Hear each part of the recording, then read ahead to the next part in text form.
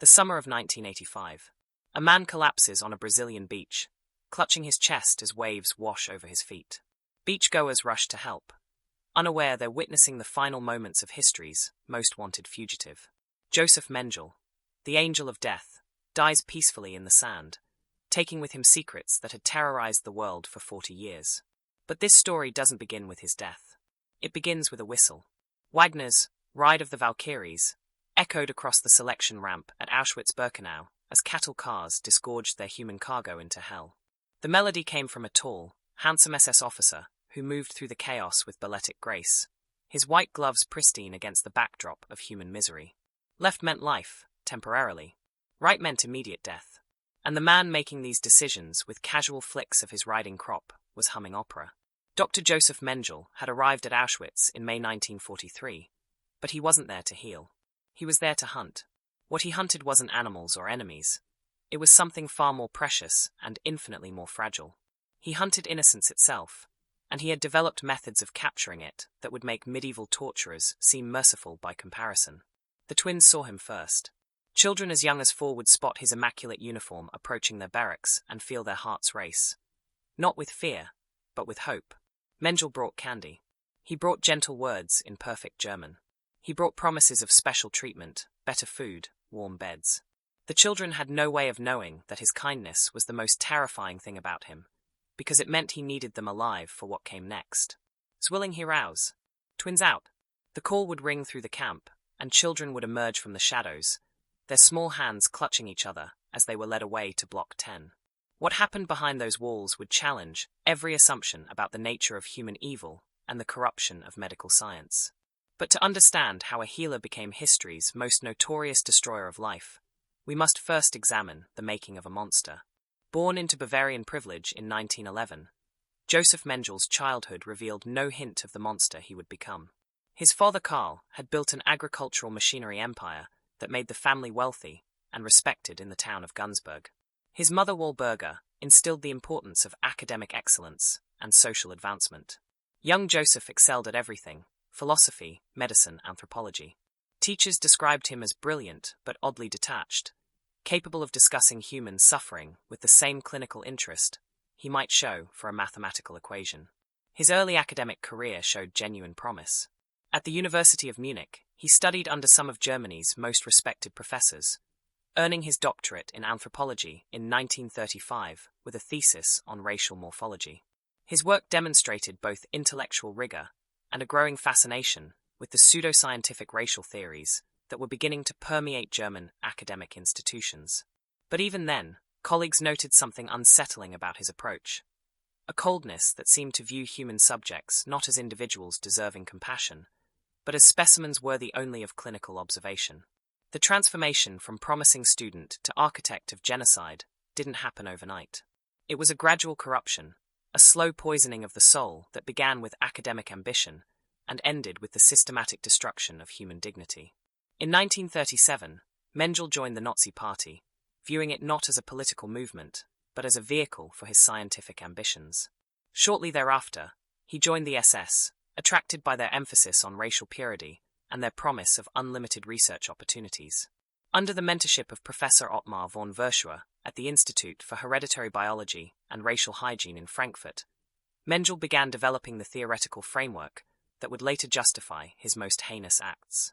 Von Verschuer, who would later claim ignorance of his protégé's activities, was instrumental in shaping Mengele's understanding of genetics and heredity, knowledge that would be perverted into a tool for determining who deserved to live and who deserved to die in the most agonizing ways imaginable.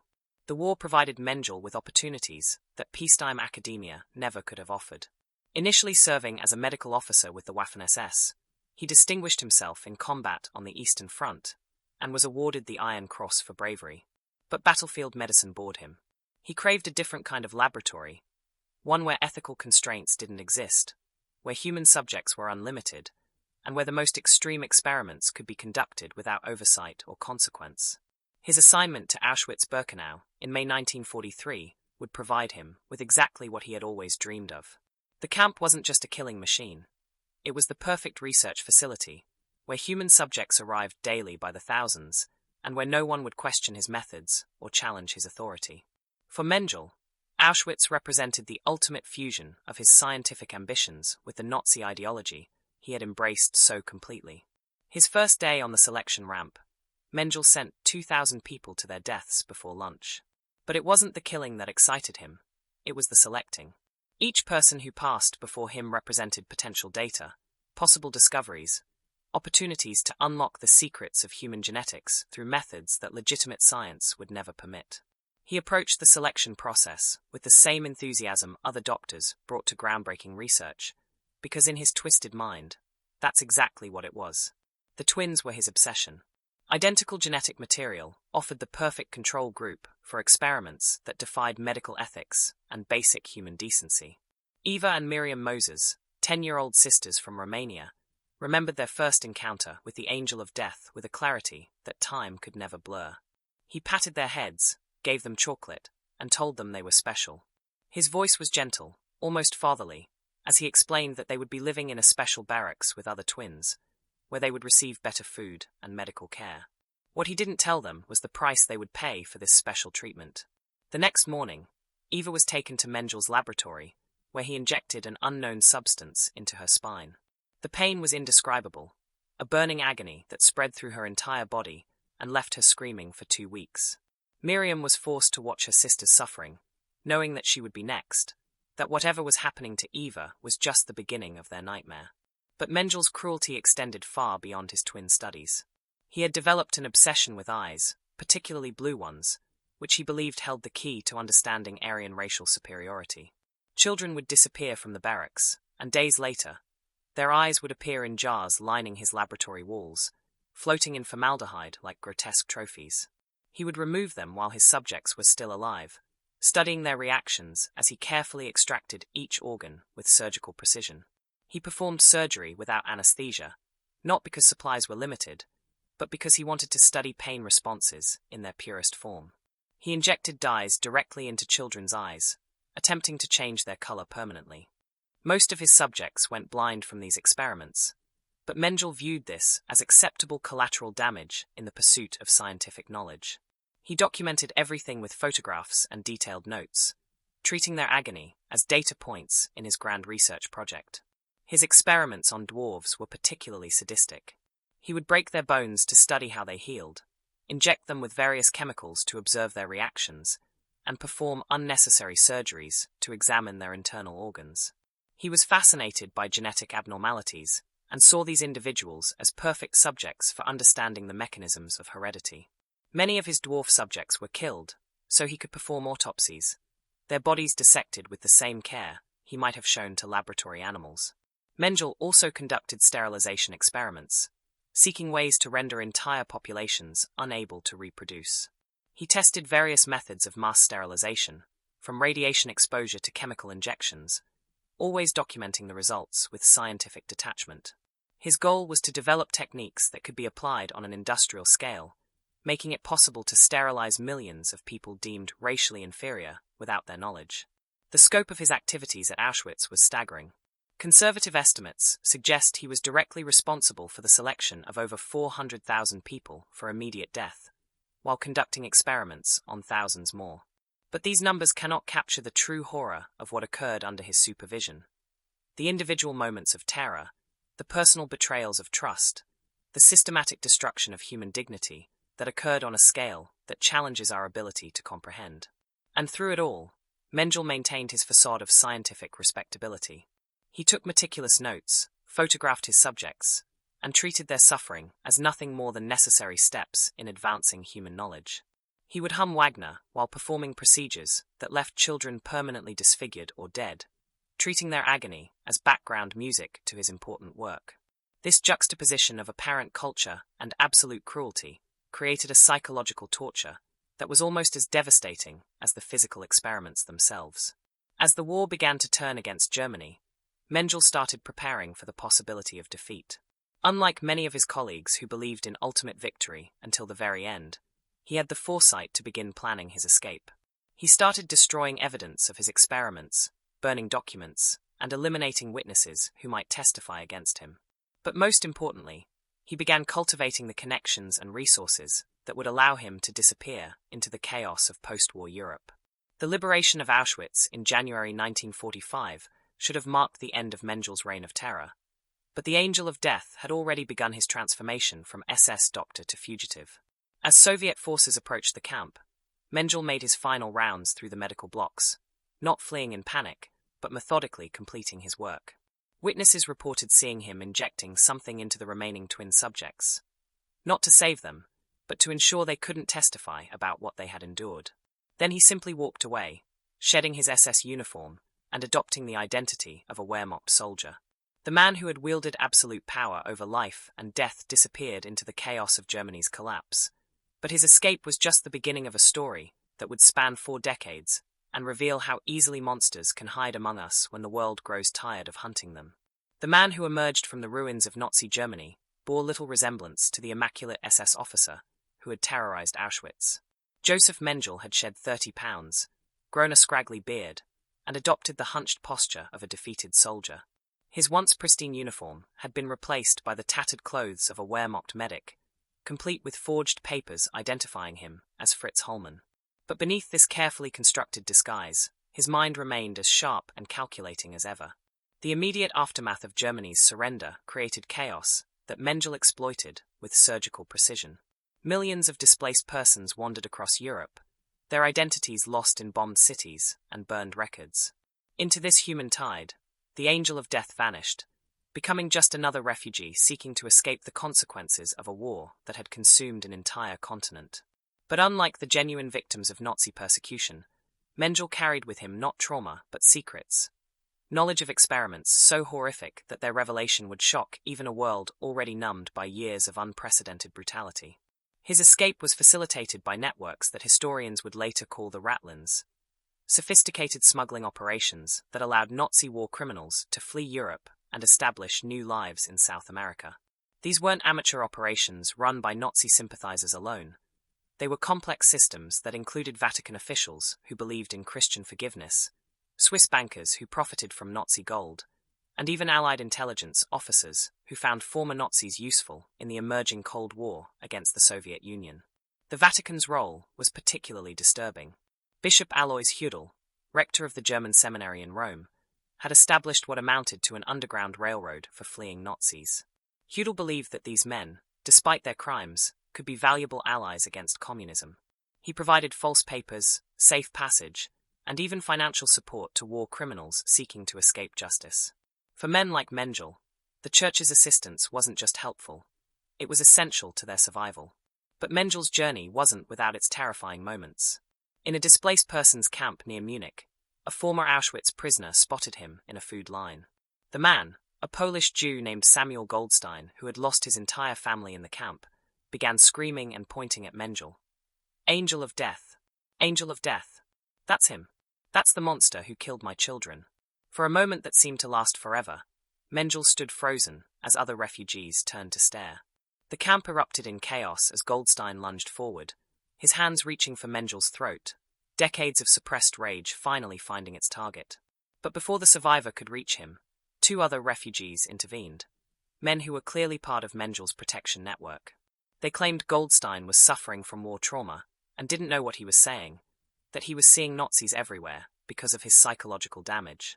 In the confusion that followed, Mengele slipped away, but not before making eye contact with his would-be accuser.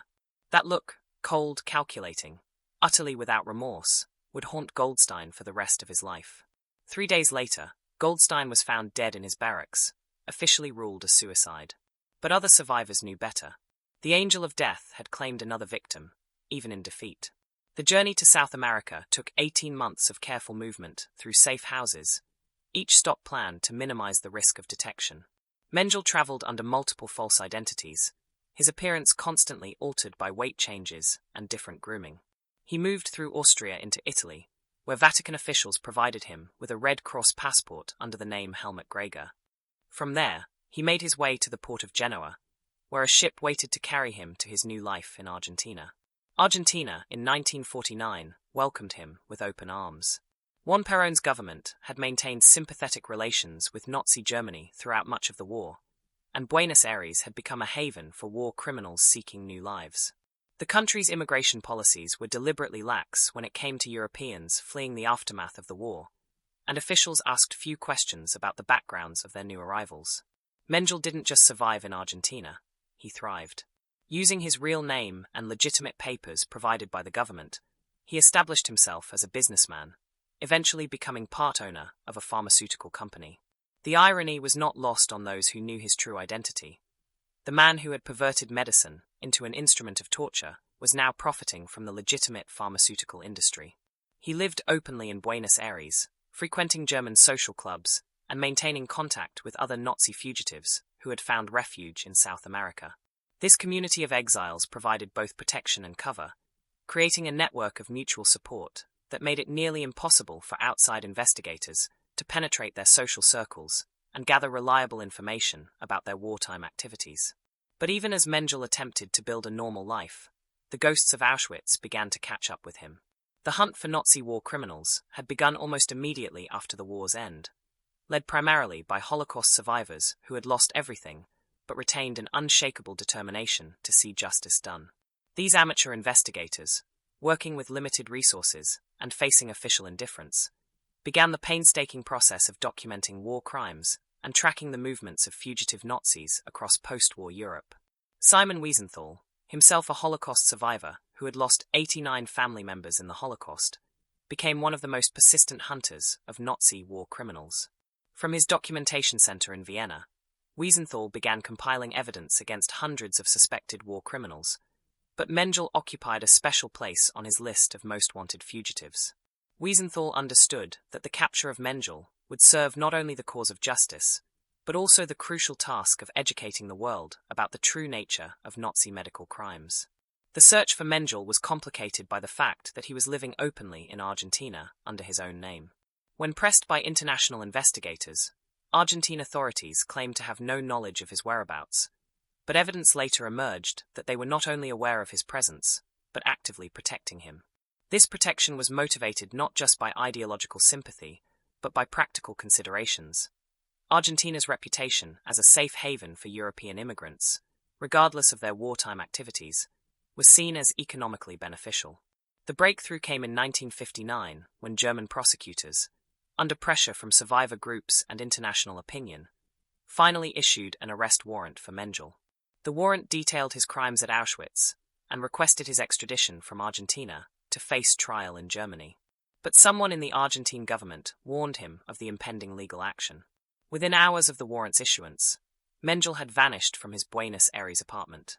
Neighbors reported seeing him leave in the middle of the night with a single suitcase, his face pale with fear. Left behind was only a note, written in his precise handwriting. The hunt continues, but the fox knows many holes. He had fled to Paraguay, where the brutal dictatorship of Alfredo Stroessner offered even stronger protection than Argentina. Stroessner, who would rule Paraguay for 35 years, had created a police state that was perfectly suited to harboring fugitive Nazis. The dictator himself was of German descent and maintained close ties to the German expatriate community, many of whom had arrived in Paraguay under suspicious circumstances. But this move marked the beginning of a new and more dangerous phase in Mengele's exile. The man who had once lived relatively openly now became increasingly paranoid and reclusive. Intelligence reports from this period describe someone who had become almost impossibly cautious, rarely leaving his compound and constantly changing his routines. He had also become more violent, with several individuals who got too close to discovering his location found dead under suspicious circumstances. The 1960s brought new urgency to the hunt for Mengele. The capture and trial of Adolf Eichmann in 1961 had demonstrated that Nazi war criminals could be brought to justice even decades after their crimes, and it had focused international attention on the many fugitives who remained at large. Mossad, the Israeli intelligence service, had achieved international acclaim for their successful capture of Eichmann, and pressure mounted for them to apply the same methods to Mengele. But the Angel of Death had learned from Eichmann's fate. He studied every detail of the Eichmann capture, analyzing how Israeli agents had tracked him down and what mistakes had led to his discovery. Mengele became obsessed with counter-surveillance, learning techniques that would make him nearly impossible to find and capture. The closest anyone came to capturing him occurred in 1962, when a joint Israeli-German operation tracked him to a remote farm in Paraguay.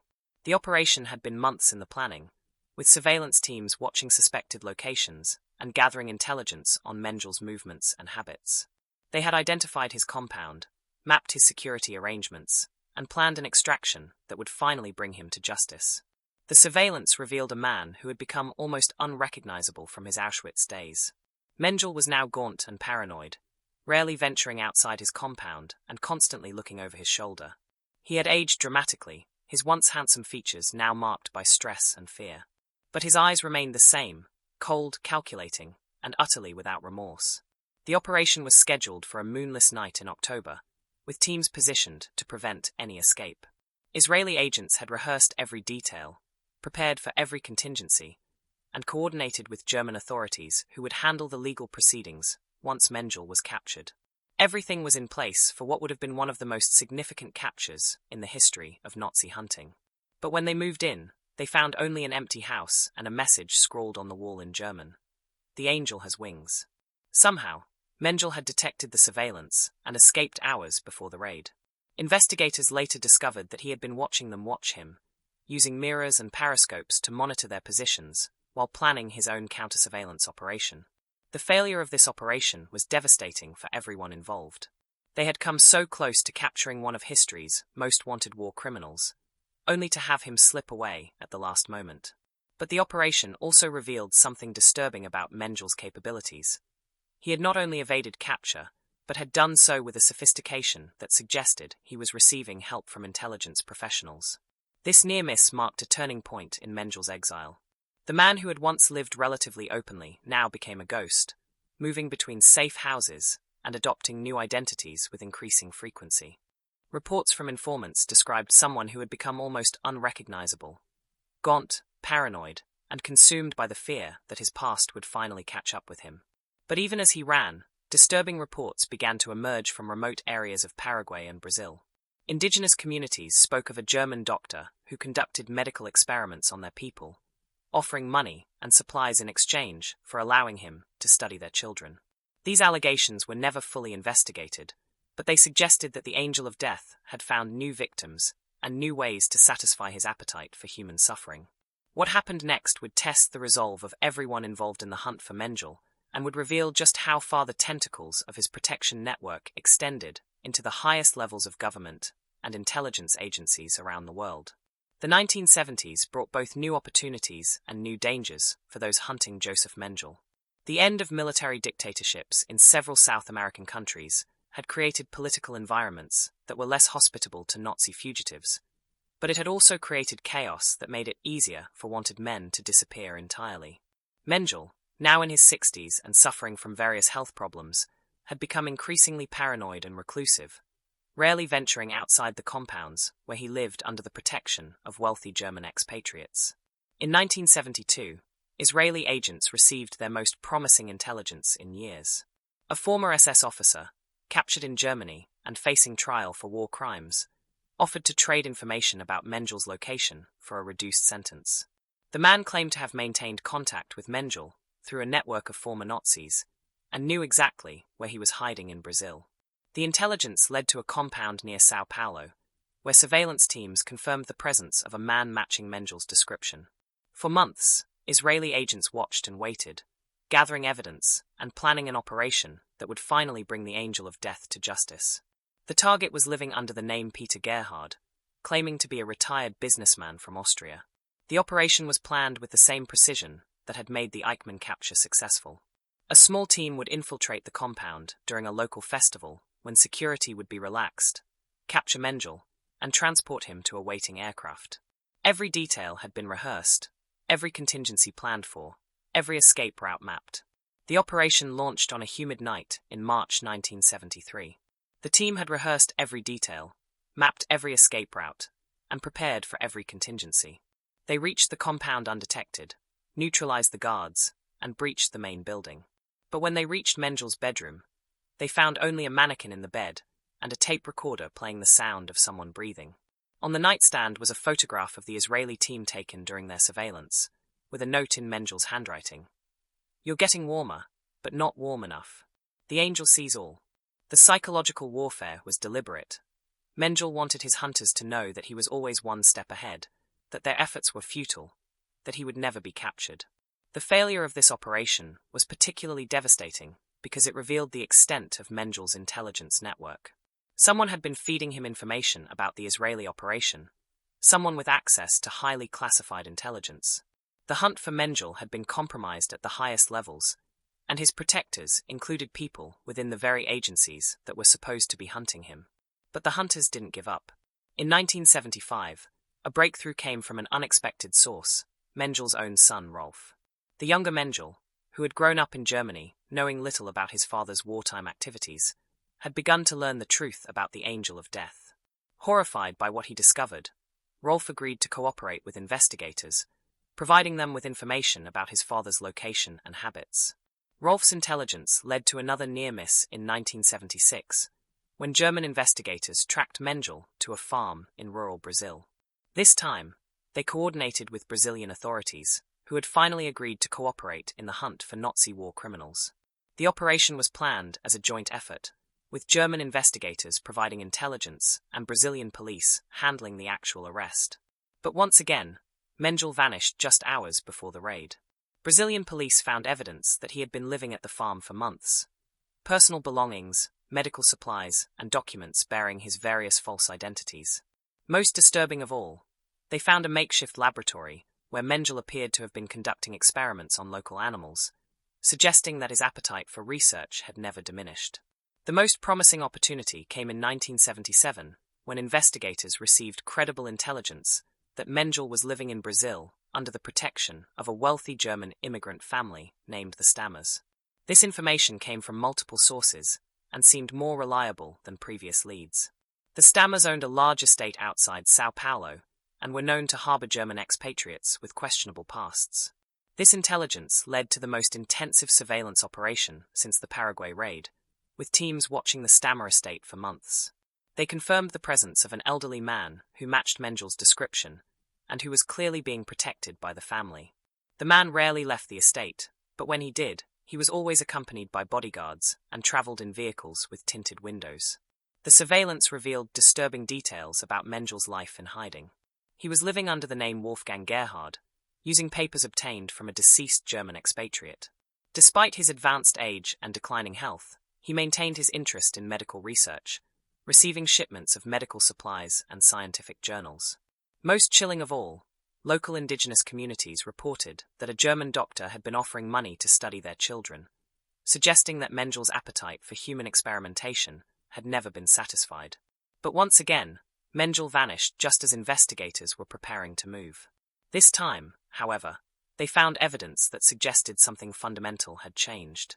Medical supplies discovered in his abandoned hideout indicated that he was suffering from serious health problems: heart medication, insulin for diabetes, and painkillers for chronic back problems. The man who had once experimented on others was now experiencing the limitations and vulnerabilities of the human body himself. The investigation also revealed the extent of the network that had protected Mengele for over 3 decades. Bank records showed regular payments from Germany to various accounts in South America, suggesting that his family and former associates were funding his exile.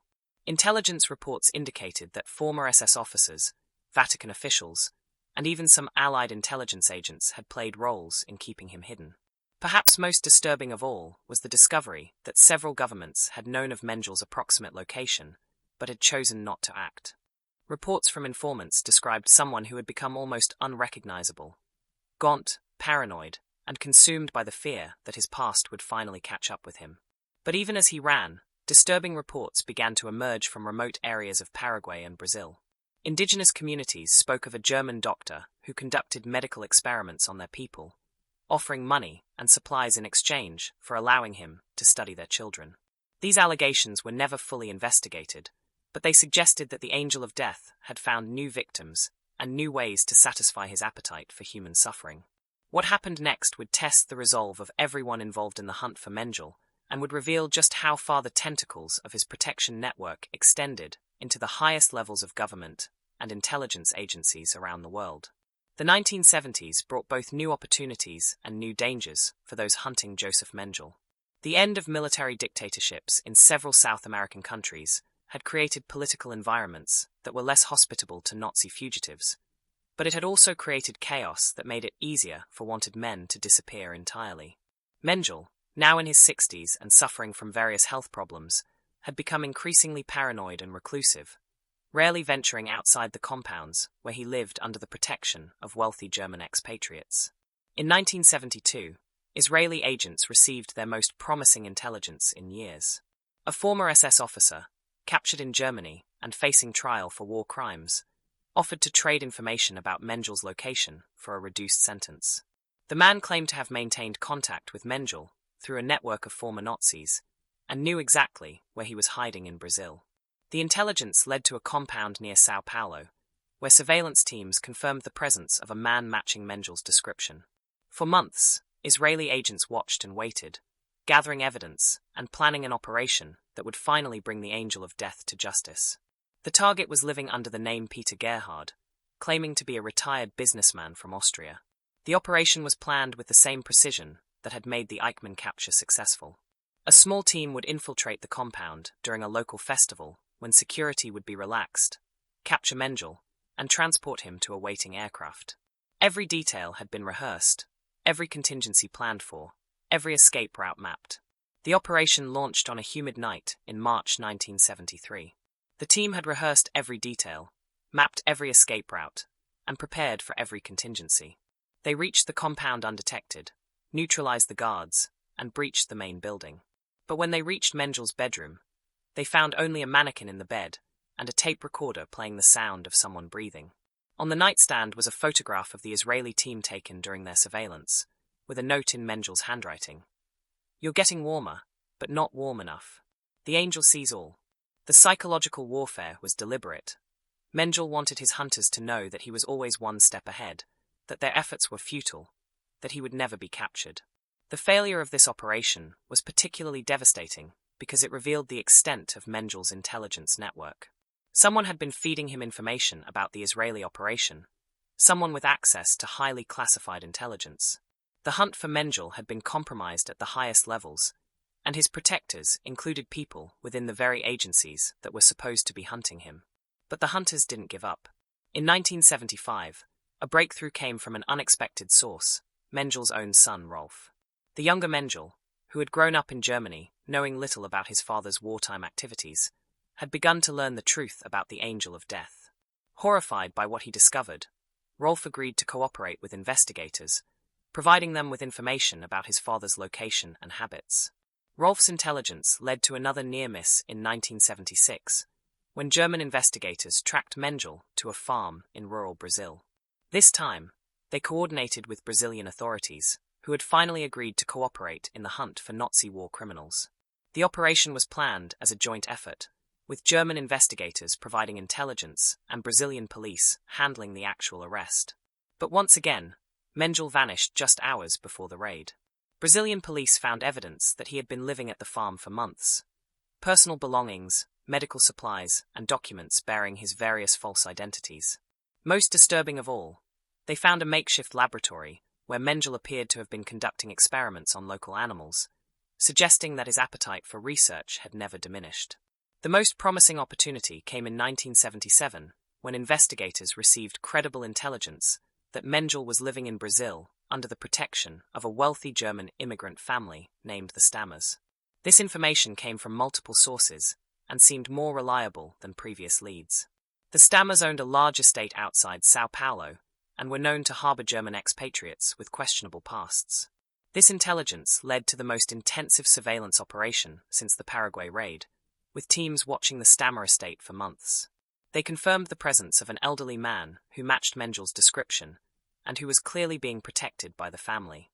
The man rarely left the estate, but when he did, he was always accompanied by bodyguards and traveled in vehicles with tinted windows. The surveillance revealed disturbing details about Mengele's life in hiding. He was living under the name Wolfgang Gerhard, using papers obtained from a deceased German expatriate. Despite his advanced age and declining health, he maintained his interest in medical research, receiving shipments of medical supplies and scientific journals.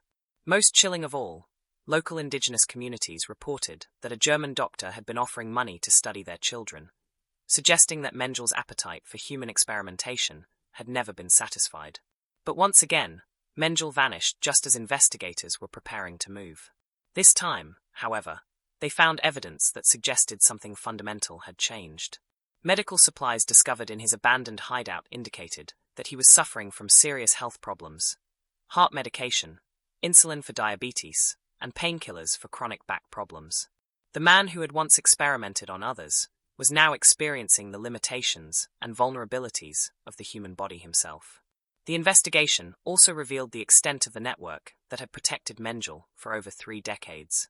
Bank records showed regular payments from Germany to various accounts in South America, suggesting that his family and former associates were funding his exile. Intelligence reports indicated that former SS officers, Vatican officials, and even some Allied intelligence agents had played roles in keeping him hidden. Perhaps most disturbing of all was the discovery that several governments had known of Mengele's approximate location, but had chosen not to act. The Cold War had created a situation where former Nazis were sometimes seen as valuable assets in the fight against communism, and capturing Mengele might have disrupted intelligence operations that were considered more important than bringing a single war criminal to justice. The hunt for Mengele had become a symbol of the broader struggle to ensure that the lessons of the Holocaust would not be forgotten, and that such atrocities would never be allowed to occur again. But it had also revealed uncomfortable truths about the complicity of ordinary people and institutions in allowing evil to flourish. The man who had escaped justice hadn't done so alone. He had been helped by a world that had grown tired of confronting its darkest chapters. By the early 1980s, many of the original Nazi hunters were aging, and they faced the possibility that they might die before seeing justice done. Simon Wiesenthal, now in his 70s, continued his relentless pursuit of war criminals, but he knew that time was running out. The survivors of Mengele's experiments were also aging, and with each passing year, fewer witnesses remained to testify about the horrors they had endured. Eva Moses-Kor, who had survived Mengele's twin experiments as a child, had dedicated her life to educating the world about the Holocaust and hunting down those responsible for the atrocities. She had testified at numerous trials, written books about her experiences, and worked tirelessly to ensure that the world would never forget what had happened at Auschwitz. But she also knew that Mengele's continued freedom was a constant reminder that justice had not been served. The psychological impact of these repeated failures began to take its toll on the hunters themselves. Many had devoted decades of their lives to finding Mengele, sacrificing their own well-being and happiness in pursuit of a justice that seemed increasingly elusive. The knowledge that the angel of death was living freely while his victims suffered from lifelong trauma created a sense of moral outrage that consumed those who refused to give up the hunt. What no one realized was that the final chapter of this decades-long pursuit was about to unfold in the most unexpected way possible, and that justice, if it could be called that, would come not from human hands, but from the same biological processes that Mengele had spent his career manipulating and exploiting in others. February 7th, 1985. The beach at Bertioga was crowded with families enjoying the Brazilian summer when screams erupted from the water. A man was thrashing in the surf, his face contorted in agony as he clutched his chest. Beachgoers rushed into the waves, pulling the drowning man to shore as he gasped for air that wouldn't come. Meu coração, he wheezed in Portuguese. My heart. But the man dying on that beach wasn't who he claimed to be. Wolfgang Gerhard, the identity he had worn for over a decade, was about to die with him. The real Wolfgang Gerhard had been dead for years, his identity stolen by a man whose true name would send shockwaves around the world. As paramedics worked frantically to save him, the dying man's eyes darted frantically across the faces surrounding him. Was one of them an Israeli agent? Had they finally found him? But there was no dramatic confrontation, no moment of recognition, no justice served. There was only an old man dying of a stroke, while children played in the sand nearby, unaware that they were witnessing the end of one of history's most wanted fugitives. Josef Mengele died as he had lived his final years, surrounded by people who had no idea who he really was. The phone call came at 3:17 a.m. on June 6, 1985. Hans Sedlmayr, a family friend of the Mengeles in Germany, answered to hear a shaking voice from Brazil. Wolfgang is dead. Sedlmayr knew exactly who had died, but he said nothing. The secret of Mengele's death would remain buried for months while the world continued its relentless search for the angel of death. The Bossert family, who had sheltered Mengele during his final years, followed instructions he had given them years earlier. They buried him under the name Wolfgang Gerhard in a simple grave in Embu Cemetery, telling no one of his true identity. For months, one of history's most notorious war criminals lay in an unmarked grave, while investigators around the world continued their hunt, unaware that their quarry was already beyond the reach of earthly justice. The man who had died that February day bore little resemblance to the immaculate SS officer who had once strutted through Auschwitz. Living under the name Wolfgang Gerhard in a modest house in the São Paulo suburb of Bertioga, Mengele had finally achieved the anonymity he had sought for decades. But this anonymity had come at a price that even he hadn't fully anticipated: complete isolation from everything that had once given his life meaning. The Bossets later described a man consumed by bitterness and physical decay. Chronic back pain left him hunched and shuffling, a shadow of the tall, imposing figure who had once commanded absolute authority over life and death. Kidney problems required constant medication, and his once sharp mind had begun to show signs of deterioration. Most telling of all, the man who had once held absolute power over thousands of lives was now completely dependent on others for his survival. Yet even in decline, Mengele remained utterly unrepentant. He spoke often of his research at Auschwitz, still referring to his experiments as important scientific work that had been misunderstood by a squeamish world. His diaries from this period, discovered after his death, revealed a man who continued to believe in the racial theories that had motivated his crimes and who expressed hope that future generations would vindicate his work. This complete inability to acknowledge the moral dimension of his actions remained with him until the end, a testament to how thoroughly he had corrupted his own humanity. Even facing death, he showed no remorse for the hundreds of thousands of lives he had destroyed, no recognition of the suffering he had caused, no understanding of why the world had spent 40 years hunting him. The truth about Mengele's death began to emerge in late 1985 when German authorities, acting on intelligence from multiple sources, finally pieced together his final years. The revelation that he had died peacefully, never facing trial, never acknowledging his crimes, sent shockwaves through the international community and left his survivors feeling cheated of the justice they had sought for so long. But many refused to believe it. Mengele had been a master of deception for 40 years. How could anyone be certain he hadn't orchestrated the ultimate deception? Simon Wiesenthal himself declared, "I will not believe Mengele is dead until I see DNA proof. This man has fooled us too many times before." The skepticism was understandable. Mengele had faked his death before, had used multiple identities, had disappeared and reappeared so many times that his death seemed almost too convenient to be true. The man who had spent decades evading the most intensive manhunt in history couldn't simply die of natural causes on a Brazilian beach. Could he? This widespread disbelief triggered the most comprehensive forensic investigation ever conducted on a single individual. Teams of experts from multiple countries converged on Brazil to examine the remains and determine once and for all whether Josef Mengele was truly dead. The investigation would take years to complete and would involve some of the most advanced forensic techniques available at the time.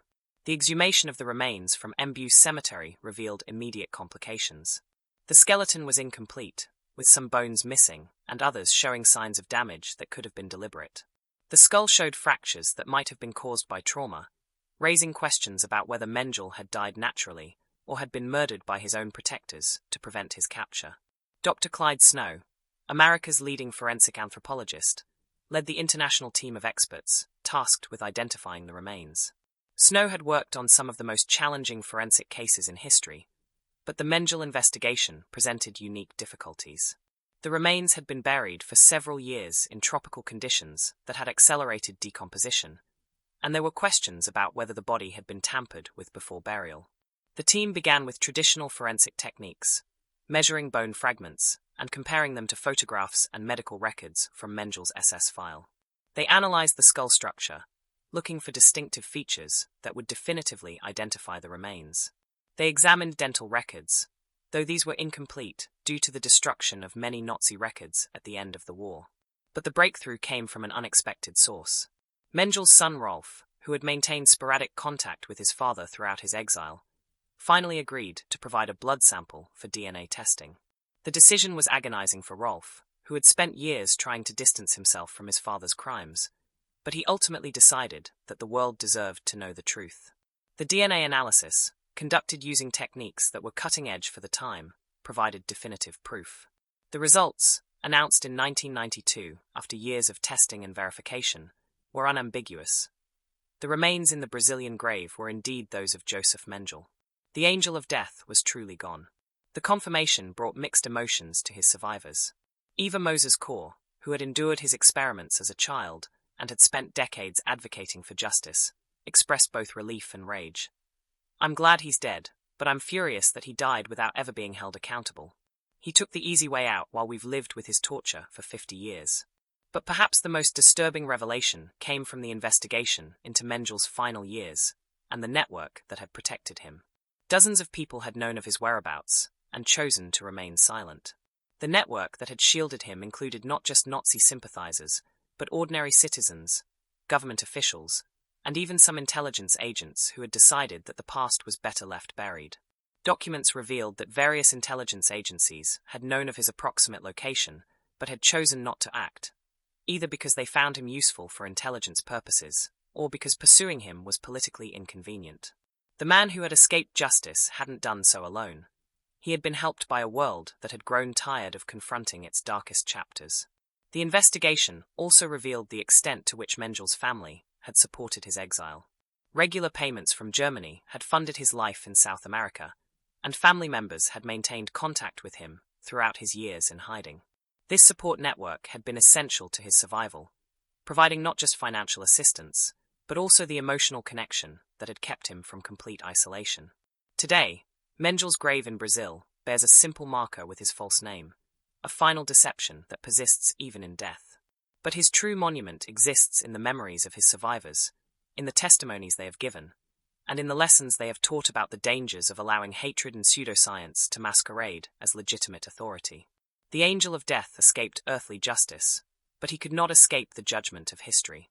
His story serves as a chilling reminder that evil can hide behind respectable facades, that institutions can be corrupted by those who would destroy them, and that the price of human dignity is eternal vigilance. The hunt for Josef Mengele is over, but the hunt for justice never ends. In his death, as in his life, Mengele proved that monsters can walk among us, protected by our indifference, and enabled by our willingness to forget. The screams of his victims echo still, demanding that we remember, that we remain vigilant, and that we never again allow such evil to flourish in the shadows of our civilization. His legacy is not just one of individual evil, but of collective failure.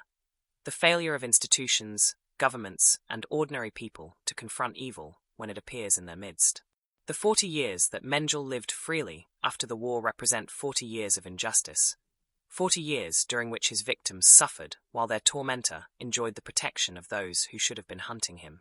But his story also demonstrates the power of memory and the importance of those who refuse to let the world forget. The Holocaust survivors who dedicated their lives to hunting Mengele may not have succeeded in bringing him to trial, but they succeeded in ensuring that his crimes would be remembered and that future generations would understand the dangers of allowing hatred to masquerade as science, cruelty to pose as research, and evil to hide behind the mask of respectability. The angel of death is gone, but the questions his life raised remain as urgent today as they were in the darkest days of the 20th century. Only by remembering the past and learning from its horrors can we hope to build a future worthy of those who suffered and died under the shadow of absolute evil.